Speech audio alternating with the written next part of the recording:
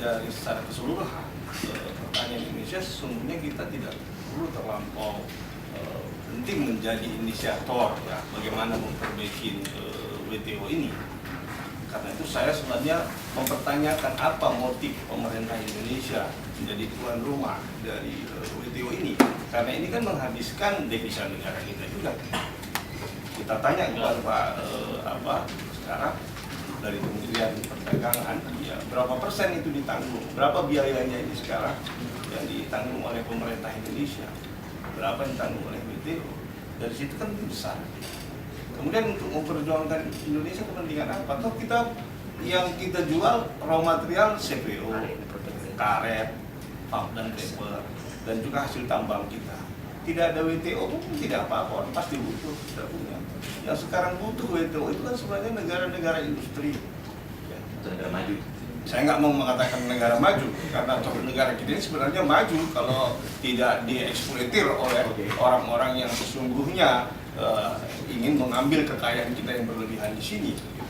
Jadi ini yang sesungguhnya terjadi. Jadi kita tidak jelas ini mau memperjuangkan apa.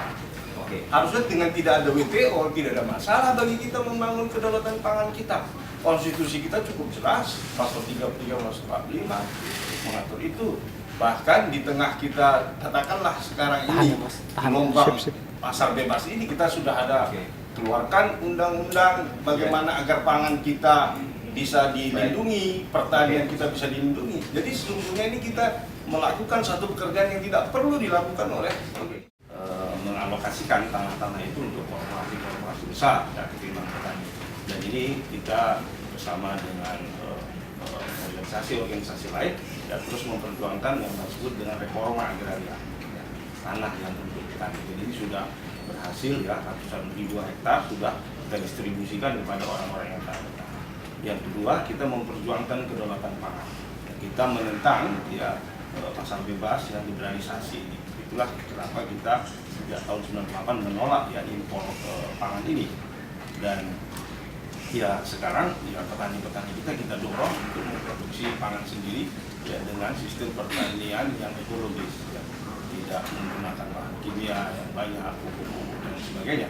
Dan memang mendorong tumbuhnya ya pasar domestik kita. Ini kita lakukan. Di tingkat internasional kita bergabung dengan gerakan petani seperti Papua Cappuccino maupun gerakan petinja alam yang menolak ya perdagangan bebas ini ya.